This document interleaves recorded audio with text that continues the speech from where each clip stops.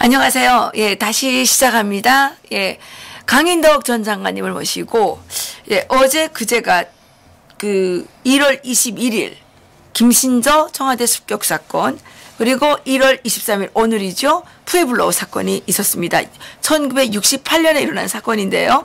이에 대해서 우리 오늘 강인덕 장관님을 모시고 말씀 나눠보도록 하겠습니다. 안녕하세요. 예, 장관님 안녕하세요. 네, 네. 예, 어제 그제 지났는데 우리나라에서 이에 대해서 아무도 언급하는 사람이 됐어요. 없었습니다. 네, 네. 예. 참 안타까운 일입니다. 이 엄청난 사건이에요. 이 사건은. 그렇죠. 예, 예. 1968년 1월 21일에 민족보위성이죠. 북쪽에. 민족보위성이죠. 우리나라 예, 치면 예. 국방장관, 국방성이죠. 그게 그 산하의 그 정찰국이 있지 않습니까? 정찰국 네, 있죠. 그때 김정태라는 사람이 지금 김영철이 역할이죠. 예. 총정치국장을 했어요. 예, 예, 예. 정찰국장을. 정찰국장, 예. 근데 정찰국 산하에 1, 2, 4군 부대, 124군 124군 부대, 예, 예, 예. 게리라 조직을 만들었어요. 아, 예. 근데 이걸 왜 낸 거 아니, 사리원 일대 황해도에다가 우리 그 청와대와 같은 시설을 만들어 놓고 그걸 공격하는. 지금 누구 있던데요? 그 청와대 그거 만들어 놓은 게. 네. 그 사리원 군바인데, 거기서. 그렇죠, 예. 그 해가지고 31명의 그 특수부대 요원들, 아주 강력한 특수부대죠. 예. 그 특수부대 요원을 파견해서, 예. 68년 1월 21일, 우리 청와대 그 뒷문에 올라가 보면 거기 장화문이 있죠. 예, 예. 장화문에서 조금 내려온 곳에가 이제 그 청운중학교가 있는데, 청운중학교에서 한 200m짜리 거리까지 왔어요. 예, 예, 예. 그래 와서 거기서 종로경찰서에 경찰관하고 이제 교전이 붙죠. 그래서 비로소 그 124군 부대 탈로가 난 거죠. 예. 그때부터 1월 말까지 작전이 계속됐어요. 그래서 예. 많은 사람이 세상 떠났죠. 그때 31명이 왔는데, 예. 29명은 우리가 사살을 했고, 1명은 김신저는 우리가 체포를 했고, 나머지 1명은 부상당한 채로 이북으로 도망갔어요. 근데 우리 측의 그 사망자를 보면은 그때 민간인 군인 합해서 26명이 세상을 떠났고, 66명이 부상을 당했어요. 근데 이게 참 그때가 얼마나 우리가 반공식이 강했느냐는 그렇죠. 걸 입증하는 건데. 이거죠, 이거. 그렇죠. 이거 이 사진들이죠. 이 사진이죠. 이게 지금 이렇게 사살당하고 김신저 씨가 잡히는 그 잡혔을 때죠. 예, 이게 김신저 씨가 지금 이거 가서 확인하는 건가요? 그런데 사실은 124군 부대가 휴전선 2사단 정면을 뚫고 들어간 것이 1월 19일 날이에요. 1월 19일입니까? 1월 19일 날 들어와서 그래서 여기 지금 이게 노정을 제가 봤습니다. 1월 19일에 삼봉산에서 수경을 하고 20일 날 앵무봉이 어디 있는지 나오죠. 앵무봉에 여기 도착해가지고 그때 벌써 여기에 20일 날은 도저히 저걸 우리가 보고서 안 되겠다고 싶어서 그때 국방장관이죠. 김성원 사령관이 그 계엄령 갑을 병이 있었는데 갑을 발령을 해요. 갑은 뭔가 하니 갑은 경찰을 동원하는 겁니다. 의전 경찰과 군이 한꺼번에 동원되는 거고. 그러네요. 그러면 병은 군대만 동원되는 거예요. 그렇군요. 그 갑을 발령을 합니다. 그래서 종로경찰서가 요원들이 경찰관들이 그 장화문 쪽으로, 그러니까 지금 청와대 뒤쪽으로 집결을 하는 거죠. 그런데 저쪽에서부터 장화문 밖에서부터 쭉 그 위장한 병력이 들어왔어요. 위장한 병력이 자화문 밖에서 자화문 여기 자화문 여기서 들어오는데 보니까 이게 우리 군대하고 좀 다르거든. 그래서 수화를 누구냐 하고 얘기를 했단 말이에요. 뭐냐 어느 부대냐 하니까 맨 처음에 우물우물 하다가 총을 쏘기 시작했어요. 그래서 거기서 21일 날 이제 전투가 붙는데 밤 10시에 전투가 붙는데 그때 최규식 그 정노석 경찰서장이 총에 맞아서 세상 떠나죠. 아, 그랬군요. 그래서 거기 동상이 있지 않습니까? 아, 그렇습니까? 그 동상, 큰 동상이 하나 있죠. 이것이 작전이 시작돼서 1월 말일까지 31일 날까지 29명 우리가 사살하고 29명 우리 아니 북쪽에 31명 가운데 31명 가운데 29명을 사살하고 한 명은 김신전은 우리 생포하고 한 명은 도망가는 거죠. 한 명은 도망갔고. 근데 사실은 이 사건은 우리가 준비가 없었다면 그때 그 1월 19일 날 밤에 새벽에 19일 날입니다. 1월 19일 날 새벽에 이 탄현면에 저 법원대에 있는 그 네 명입니까? 형제가 산에 나무를 하러 갔어요. 여기. 저 산봉산 쪽에. 산봉산 쪽에. 나무를 하러 갔는데 거기 가서 뭐 시꺼먼 놈들이 웅크리고 있으니까 깜짝 놀랐죠. 그러니까 이 형제들을 잡아가지고 너 죽이겠다. 너 내려가서 신고하면 죽인다. 이렇게 해서 그때 죽을 줄 알았어요. 근데 죽일 줄 알았는데 속방을 시켰어요. 그래서 이 사람들이 내려와서 19일 날 오전 5경에 올라가서 잡혀 있다가 저녁 때 내려와서 19일 날 저녁 때 신고를 하죠. 근데 내가 그 보고를 그때 중앙정보부에 내가 그때 중앙정보부에 있을 때입니까? 근데 내가 그 보고를 받은 것이 1월 20일 날 새벽 1시예요. 1월 20일 새벽 1시. 앵무봉에 그때 내려왔을 때 여기에 뭐에 들어간 것 같다는 그때 이미 신고가 됐기 때문에 문산에서부터 출발해서 내려오는 거죠. 그렇군요. 그런데 사실은 이 사건은 저로서는 참 잊어버릴 수 없는 사건이에요. 왜 그런가니 제가 이렇게 될 것이다. 북쪽에서 대규모 게리라가 우리 서울을 공격할 것이다 하는 보고를 대통령에 들은 것이 67년 11월 25일이에요. 그때 그렇게 생각하셨습니까? 그렇죠. 완전히. 그래서 내가 11월 25일이면 11월 달의 마지막 토요일인데 대체로 연말 되면은 내가 우리가 이제 중앙정보부가 대통령께 대체로 내년도에 어떻게 나올 것이다 하는 걸 보고를 드렸어요. 이분에서 어떻게 할 것이다. 그날도 제가 10시부터 보고를 드리면서 무슨 말씀 드린 거 아니 각각 내년 초에는 대규모 계리 이게 자문이죠. 자문 이게 그 유명한. 그렇죠. 근데 자문 성토 자문 사건이라고 북한에 들었어요. 자문 무슨. 근데 대통령께 내가 11월 그러니까 그 전해지요. 전해. 67년. 내가 왜 이런 소리를 말씀드리는 거 아니? 우리가 북쪽의 움직임을 자세히 들여다보면 뭘 어떻게 나올 것인가 하는 걸 예측할 수가 있죠. 근데 1년 전이죠. 67년 1월 달에 북쪽에서 침투하기 시작했어요. 겨울에. 과거에는 겨울에 침투를 안 했거든. 그러니까 눈 위에 오면은 발자국 자리가 그렇죠. 나니까. 새까마니까 또 그러니까 보이잖아요. 대체로 이제 녹음기, 저 나무가 우겨졌을 때 나오는데 이때는 정초부터 들어오는 거예요. 그래서 제가 그걸 가지고 이게 뭘까 해서 이제 한여름을 지난 거죠. 여러 정보를 수집하느라고 수집해가지고 11월 25일 날 대통령께 내년도에는 대규모 게리라가 서울을 공격할 것 같습니다 하는 말씀을 드렸어요. 그랬더니 대통령께서 박정희 대통령께서 이제 들으시더니 그때 뭐 대통령 집무실이 좁아요. 이 집보다 이 방보다 조금 넓을까 그래요. 그랬어요? 없어졌지만은. 책상을 이렇게 대통령 책상 놓고 그 앞에 소파가 있고 그 앞에 이제 제가 이제 놓고 이렇게 브리핑 여기 앉으셔서 이제 브리핑 듣는 것을 들으시죠. 그랬더니 대통령께서 가만 듣고 계시더니 심각하게 생각을 하시는 거예요. 그러면서 강 과장 2시에 한 번 더 브리핑을 하지. 그래요. 오후 2시에 10시부터 시작해서 12시에 끝났는데 그래서 점심을 먹고 기다려. 그래서 제 점심을 알겠습니다. 그래서 점심 먹고 기다렸죠. 그러니까 2시에 다시 하라고 그래서 내려갔더니 육해공군 참모총장, 국방장관, 시장님이 다 와 있어요. 다시 한번 하라고. 그래서 제가 다시 한번 했죠. 그러니까 대통령께 그 자리에서 이거는 게리라 완전히 전투작전이다. 전쟁이다. 이거는 간첩 침투가 아니다. 무장 간첩 침투가 아니고 그 전에는 3인조, 4인조 이렇게 내내 들어왔어요. 많이 들어올 때는 8인조까지 들어왔으니까. 근데 이건 너무 큰다. 근데 이렇게 될 것 같다. 그러니까 이제부터 국방부가 전쟁 작전 준비를 하라. 이걸 어제 하명을 하셨어요. 그래서 이제 하면서 절대로 12월 초에 일군 사령부에서 대규모 안보 담당 회의를 할 테니까 그때 자네가 다시 브리핑을 하게 이렇게 말씀하세요.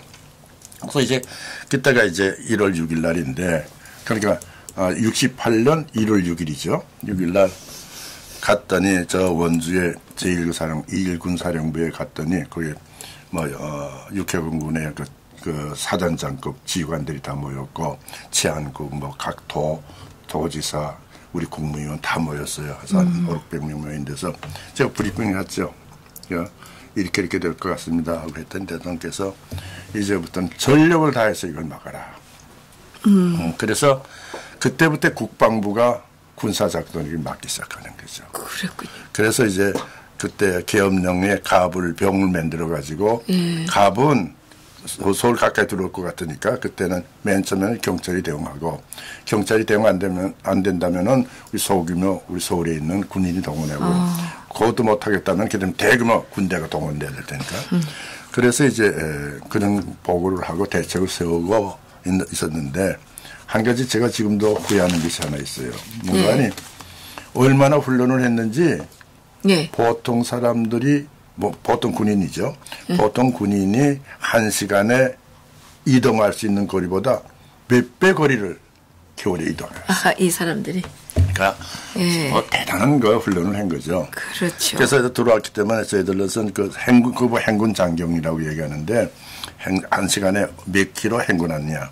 그것이 이제 우리가 잘못 판단했다는 것보다 이제 막아 놓으면 이 산을 타고 내려왔으니까 이 산을 타서 그 눈 있는 대로 기어 내려와서 서울로 침투해. 세검정 쪽으로. 그쪽으로 들어왔죠. 그래서 다행히 우리가 막았지만은 이 사건이 아마 해방 직후에 북쪽이 전개한 대남 전략 가운데 침투 가운데 가장 강력한 침투였다고 생각해요. 물론 나중에 또 하나 얘기하겠는데 이달 68년 11월 달에 울진 삼척 거기에 또 이제 그건 또 120명이나 들어와요. 근데 그거는 전혀 성격이 다르죠. 이건 서울을 중심으로 해서 핵심 기관을 공격하는 거죠. 특히 대통령을 공격하는 겁니다. 이건 전쟁이죠. 북한에서는 그 대통령을 이제 갈면 자기네가 여기를 먹을 수 있다 이런 생각을 글쎄요. 늘 하기 때문이죠. 박정희 대통령이 그만큼 리더십이 있었으니까요. 그래서 다행히 1월 31일까지 돼서 1단계 작전이 끝나지만 너무나 큰 이제 우리의 희생자를 냈고 더구나 이걸 계기로 해서 북쪽의 대남 공작이 도발이 어떻게 될 것이라는 걸 생각하고 향토 예비군이라는 걸 우리가 만들었죠. 그래서 이북의 노농적이돼 있지 않습니까? 노농적이돼. 그와 비슷한 거라고 할까? 우리 각 지역에 이제 향토를 자기가 지키자. 그래서 향토 예비군을 만들고 그 다음에 여러 가지 조치를 하죠. 근데 이틀 후에 무슨 사건이 나는 거 아니? 푸에블로라는 사건이 나와요. 미군의 석포함. 그렇죠. 푸에블로가 오늘이잖아요. 오늘이죠. 1월 23일이죠.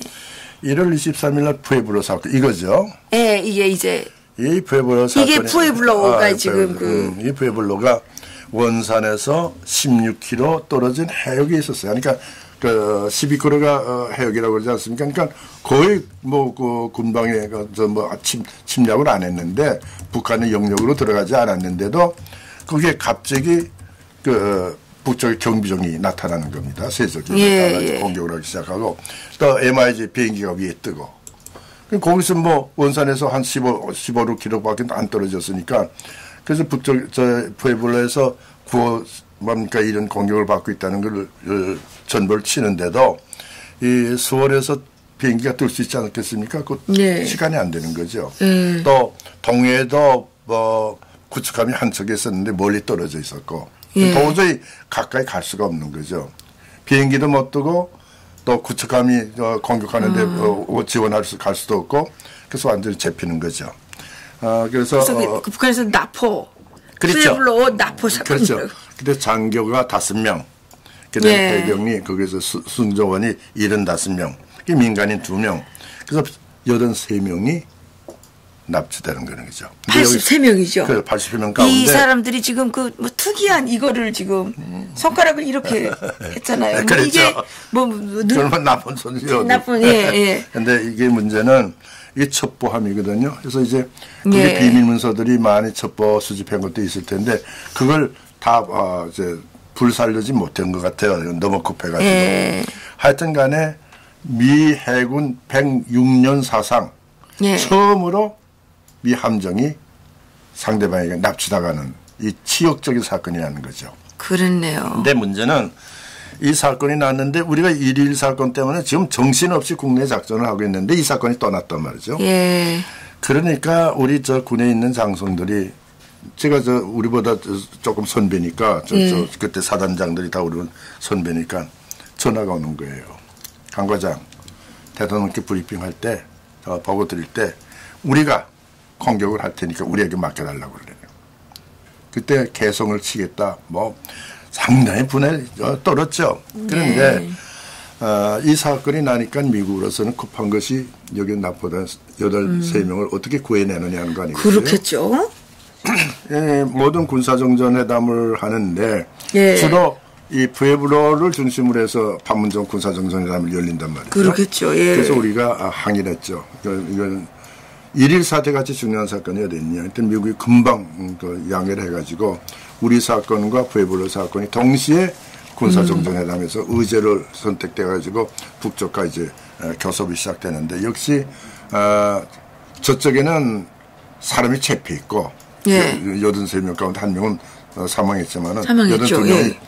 잡혀있고 이쪽에서는 작전이 거의 끝나가고 예. 그렇게 되니까 작전이 아무래도 푸에블로가 미국으로서는 급한 거니까 예. 그게 중심이 됐어요. 그 대신 우리한테 이런 사건이 생기니까 미국으로서도 안전보장 문제가 큰 문제다 생각해서 군사적인 지원을 증대해 줬죠. 그렇군요. 그래서 이때 1월 21일부터 1월 23일 지나서 1월 말, 그다음에 2월 달까지 쭉 계속되기 때문에 네. 이게 이 푸에블로 사건은 꼭 1년 걸렸어요. 석방되기까지. 그래서 69년 1월 23일에 석방이 되죠. 아, 그렇습니까? 그렇죠. 저기 68년 12월 그 크리스마스 전에. 전에 다 내보내려고 그랬는데. 안 됐습니까? 돌아오는 것이 1년만 돌아오는 거죠. 근데 이 사람들이 다 이거 지금 선이직하고 있습니다. 그렇죠. 예. 근데 본인들은 우리가 잘못한 게 없다. 너희가 우리를 납한 것이다. 하지만은 그러나 석방 안 시키니까 석방 시키려면 교섭을 해야죠. 그래서 이 사람들이 크리스마스 전에 돌아온다고 했는데 그거 조금 지나서 돌아오죠. 그래서 이게 지금 그 크리스마스 때 그렇죠. 이게 발표하는 그 사진인 것 같습니다. 선장 중령인데 북거 선장 이하. 그런데 한 명은 세상 떠났고 북쪽에서 살조했고 나머지는 부상 한 명 당했고 그래서 나머지 여기 지금 돌아와서. 근데 이 사건이 있은 다음에 미국에서도 북쪽에 대한 경계심이 대단히 강해졌죠. 근데 저기 원산에서 평양으로 옮겼죠. 아주 최근에는 지금 혁명박물관으로 가져갔다고 그래요. 아니 이게 지금 대동강에다 이거를 설치해 놓고. 근데 그것을 한미. 이번에 김정은이가 혁명박물관으로 가져갔대요. 그래요? 거기다 이것이야말로 반미 투쟁의 심볼이다 이거죠. 그렇죠. 그래서 이게 지금 반미 거기에 지금 이용이 되고 있다는 거 아닙니까? 그런데 제가 특이한 기사를 하나 찾아냈습니다. 김영철이가 누굽니까? 그렇죠. 이번에 그 트럼프 대통령을 만나러 가지 않았습니까? 이 자가 68년 푸에블로 협상 때 판문점에 그 연락 장교를 그럴 가능성이 있죠. 그때는 아마 소위 중위 정도 되겠죠. 그때 위관 겨우 이 사람이 46년도 생이니까 그때 한 40대 지 않았겠어요?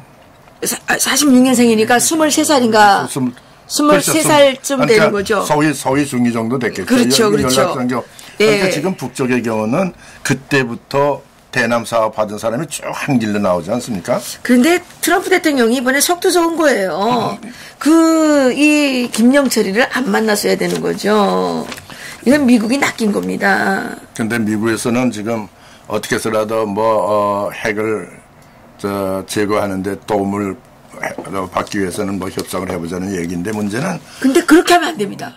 북한은 그렇게 하면 절대로 협상이 안 되는 겁니다. 근데 문제는 그 북한에 대한 인식들이 너무 얕아요. 적어요. 그러니까요. 북한은 그런 식으로 해가지고는요, 절대로 안 되는 거예요. 이 김영철 이걸 뒷조사를 했어야죠. 그렇죠. 그리고 김영철 야 보내지 마라. 자기네 아니, 그 미국의 푸에블로 거기에 그 치욕을 안겨준 그 일당 중에 한 놈인데 얘를 왜 불러가요? 이것뿐만 아니죠. 이거 1.24 때도 이거 다 관련이 있을 겁니다. 이게 그렇죠. 그때는 이 정찰구에서 모든 걸 할 때니까. 그러니까요. 뿐만 아니고 그동안에 5.24 조치 우리가 취했지만은 연평도 폭동사건 이게 다 이거 관계되는 거 아닙니까? 그러니까. 그런데 지금 트럼프 대통령 그 미국에도 사람들이 많이 바뀌어서 그러는지 정신이 좀 없는 것 같아요. 그런데 지금 트럼프 정권을 내보면서 느끼는 것이 전문가를 배제하는 것 같아요. 그래요? 완전히 그동안에 매티스 국방장관이니 이런 사람들이 테리 비서실장 같은 사람들이 오랫동안 군에 복무했고 북쪽과 교섭도 해보고 한 사람들이거든요. 근데 그런 사람들이 자꾸 예를 들면 빅터 차하 같은 사람도 대표적이죠. CSI에서 계신 빅터 차하 같은 사람들도 북한 문제에 대한 전문가 아닙니까? 그러니까 미국에 북한에 관한 전문가가 없는 게 아니죠. 이때부터 쭉 교섭했던 분들이 많죠. 제가 한국 중앙정부에서 18년 근무했지만은 우리와 같이 하던 사람들이 지금 나이 치면 한 90다 됐지만은 그 후대들이 많거든요. 전문가들을 기용하면은 이런 실수를 안 하죠. 근데 특히 가장 큰 실수는 6월 12일 싱가포르 회담 아닙니까? 싱가포르 회담에 조금 아차하신 것 같습니다. 아차 정도가 아니죠. 그건 완전히 북쪽에 대해서 쏘간 거죠. 쏘은 거죠. 그 비핵화, 한반도 비핵화 이런 말을 모르죠. 절대 받아들이면 안 되는데. 그게 무슨 말인지는 모르니까 의미가. 그러니까 아마추어들이 거기에다가 또 하나 문제되는 것이 지금 트럼프 대통령의 국내 정치죠. 어쨌든 북한은 상대방이 뭘 하고 싶어서 하게 되면 절대 안 되는 거예요. 야, 너 하고 싶으면 해라. 김정은이는 지금 돈이 금고가 다 비어가지고요. 오갈 데 없는 자식이에요. 얘는 이제 그냥 대북 제재만 밀어붙이면 팬티바람으로 길거리에 나가게 된 애입니다. 그런데 그거를 왜 불러다가 협상한다고 자꾸 난리를 치는지 그게 정말 이해가 안 되는 겁니다. 어떻게서라도 한반도에서 평화를 유지해보겠다. 유지하면서 어떻게 해보겠다는 것이 생각인데. 그게 됩니까? 푸에블로 때 딱 쳤으면 벌써 지금 다 끝났을 거 아닙니까? 그때부터 쳤어야 되는 거예요. 이때는 미국으로서 어려운 게 뭔가 하니 월남전에 개입하고 있을 때거든요. 이때가 아마 월남전에 미군이 상당 마지막에는 한 50만 이상이 개입하는데 파견되는데 아마 이때가 68년도니 우리도 그때 월남전에 참전했을 때예요. 그래서 그러니까 월남전과 한차 월남전을 하고 있는데 다시 또 한반도에서 또 전쟁을 일으킬 수 있을까? 양면 작전이죠. 이게 어렵다는 그런 판단을 했던 것 같아요. 병력이 그렇게 미국이 양쪽 작전을 전개할 정도의 힘이 무리하지 않느냐 이런 걸 군사적인 판단했던 것이 아닌가. 그래서 그때 우리 휴전선에 있는 우리 사단장들은 분개했죠. 왠가니 이걸 이 전쟁 아닙니까? 대통령을 시해하려고 우리 청와대를 공격했으니까. 그러니까 말이에요. 이건 전쟁이기 때문에 우리도 그랬어요. 밤 새울 수가밖에 없죠. 내가 아침 1월 20일 날 새벽 1시에 이 소리 듣고 뛰어나갔는데 그때부터는 한 달 동안 집에 나오지 못했죠. 집에 나오지 못하고 이 작전 문제에 관여를 했는데 이만큼 저희들이 분개를 하고 근데 그 후에 또 나중에 또 말씀드릴 기회가 있겠습니다만은 가을에 120명이 또 들어온 거예요. 삼척에. 그러니까요. 그때는 우리가 여러 가지 계획을 하고 있었기 때문에 그것도 막았지만은 북쪽의 도발이라는 게 군사적인 도발이라는 게 그때는 김정일이가 왜 4대 군사 노선을 하지 않았습니까? 그렇죠. 예, 4대 군사 노선이죠. 4대 군사 노선 가지고 북쪽의 군사적인 작전 준비가 전쟁 준비가 다 됐다. 큰 소리 칠 때입니다. 요거 끝난 다음에 재미있는 현상이 하나 있죠. 1969년 2월 달에 인민군 제4차 당대회가 열렸죠. 인민군 4차 당대회. 그때 이제 뭡니까 인민 김창봉 군벌주의. 예, 그다음에 그 최강 예. 참모장 예, 호봉학 예, 다 숙청했잖아요. 다 숙청되잖아요. 예, 맞아요. 근데 최강이가 다시 살아나지 않아요? 그 외에 최강만 살아났어요. 살아나지. 예. 근데 그런 사건이 나는데 그때도 나는 그 문서를 저쪽 읽어보고 그때 그 후에 얘기를 하죠. 남북대화로 제가 갔어요. 예. 갔더니 북적한데 김성희 앞에 놓고 그래. 이런 짓을 하는데 어떻게 그렇게 신뢰하렵니까? 했더니 예. 그때 뭐라고 그랬냐니 죄송합니다. 그건 내가 시킨 게 아닙니다. 그러죠, 뭐. 맹동문자들이 했습니다. 그러더라고요. 김일성이는 원래 뻔뻔한 사람이잖아요. 그래서 전부 다 철직시켰습니다. 그때 김창봉, 최광, 호봉학, 김정태 친 거죠. 예. 근데 그거는 이 사건하고 관계가 없어요. 없죠. 예. 이건 무슨 사건인가? 그건 군벌 그건 딴 거 아니에요. 그렇죠. 주체 사상을 인민군대 내에 보급시키지 않았다. 그 무슨 뜻인가 하니 한국전에 맞는 무기 도입을 하야라고 그러는데 그때 그 김성희의 연설문이 나와요. 윙하면 지나가는 왜 제트기만 가져오느냐. 예. 프로펠러 비행기 같은 걸 갖고 와서 조용하게 공격도 할 수 있잖아요. 그때 AN2라는 비행기 가져오죠. 예. 그래서 우리는 그런 것을 보면서 북쪽의 움직임을 하나하나 판단할 수 있었죠. 그리고 북쪽이 뭘 계획하고 있다는 것을 우리가 알기 때문에 대게릴라 작전 여기에 이제 우리도 총력을 집중해야 되겠다. 그렇게 하자면 각 마을마다 지킬 수 있는 우리 예비군이 많으니까 예비군을 동원해서 향토 예비군을 만들어야 되겠다. 향토 방위 문제를 다루고 그 다음에 이제 산에 독립가옥들이 말 화전 아시죠? 그 산, 네, 나무 찍어가지고. 그죠. 화전. 그 화전 사람들을 하나를 모으고. 그런 이제 작전을 계획하죠. 그러니까 이때 아마 북쪽에서는 박정희 대통령을 대단히 미워했어요. 왜 그런가 하니. 그렇죠. 1961년에 5.16 혁명이 일어난 다음에 그 몇 년 동안에 급속히 경제가 성장한단 말이죠. 예. 그래서 우리가 북쪽보다 앞서가는데 나는 그때 북쪽에 이런 것을 무모한 장난을 보면서 이젠 우리가 경제적으로 이겼구나. 왜냐하면 이때 1961년부터 7차 제1차 7개년 계획이었는데 GNP에 그때는 GDP가 아니라 GNP 개념인데 GNP에 25% 이상을 군사비에 투입하는 거예요. 4대 군사노선 한다고. 그렇죠. 예. 이건 어느 나라도 그런 정책 가지고는 경제 성장 못합니다. 왜 이렇게 김정일 때 왜 고난의 행군이 왔느냐? 그것도 마찬가지죠. 예, 그러니까 그러다 보니까 인민 대중은 굶어 죽게 될 수밖에 없죠. 경쟁이 그렇죠.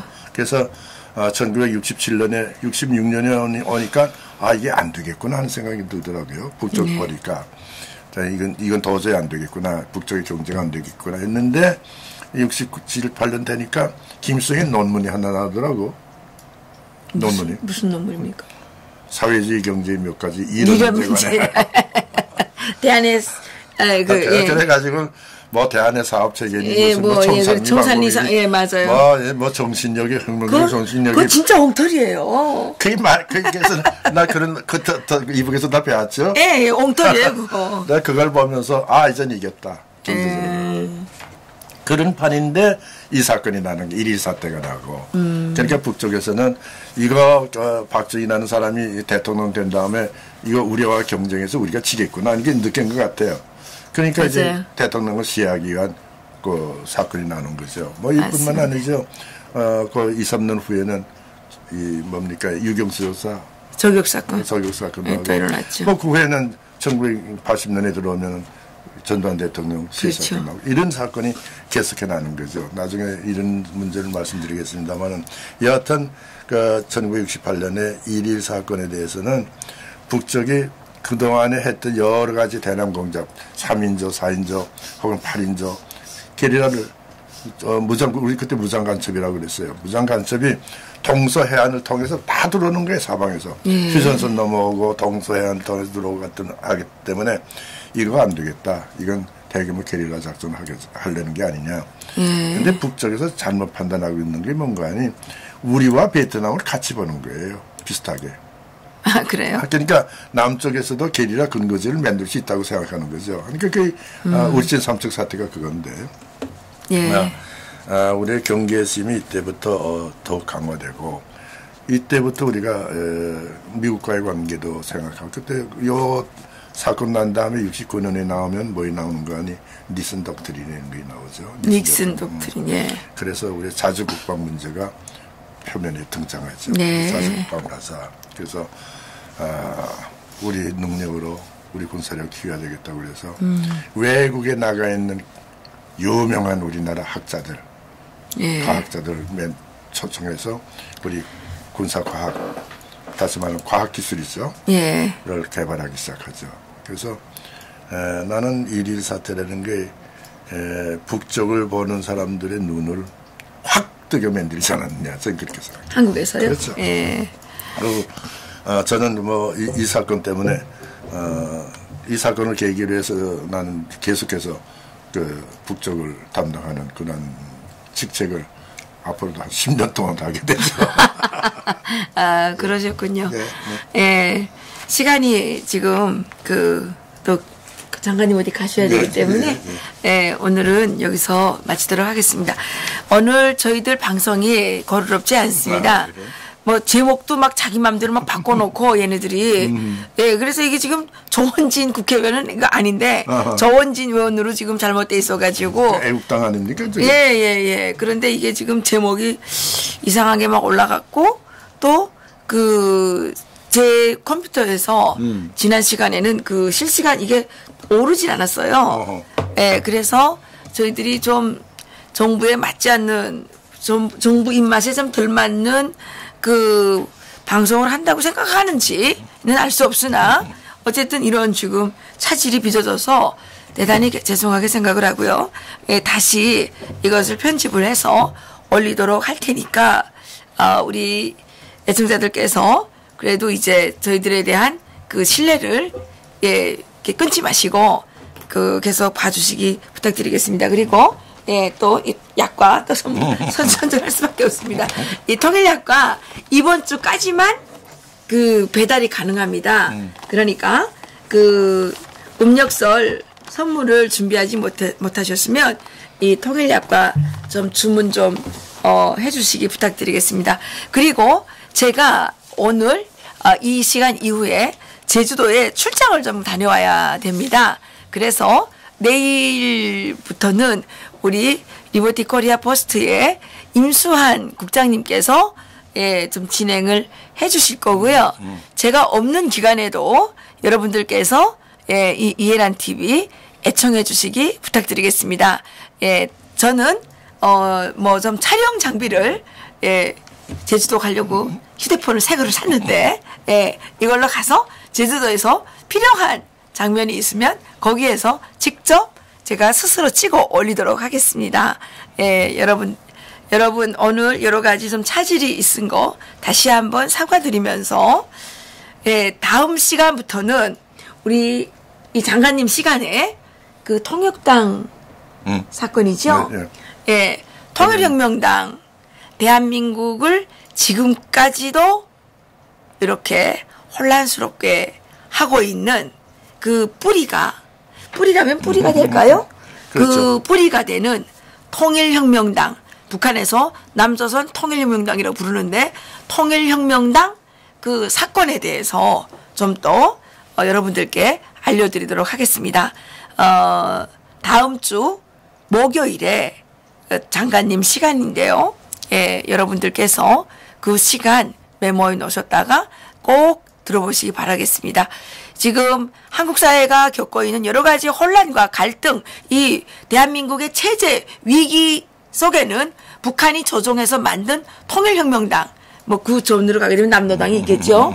예, 이 남한의 이 뿌리 깊이 압력했던 이 공산주의자들의 이 책동이 있었다는 거, 그거 말씀드리면서 예, 여러분들께서 예, 좀 더 깊은 관심을 가지고 이 부분에 대해서 알고 또 그렇고 세상을 바라보면 세상이 달리 보일 것입니다. 그러면 우리의 위기의 문제가 어디에 있는지 이런 것들을 알아야 우리가 백전백승할 수가 있기 때문에 예, 여러분들께 다시 한번 이 강인덕 장관님의 이 시간을 잘 애청해 주시라고 부탁을 드립니다. 여기서 마치겠습니다. 고맙습니다.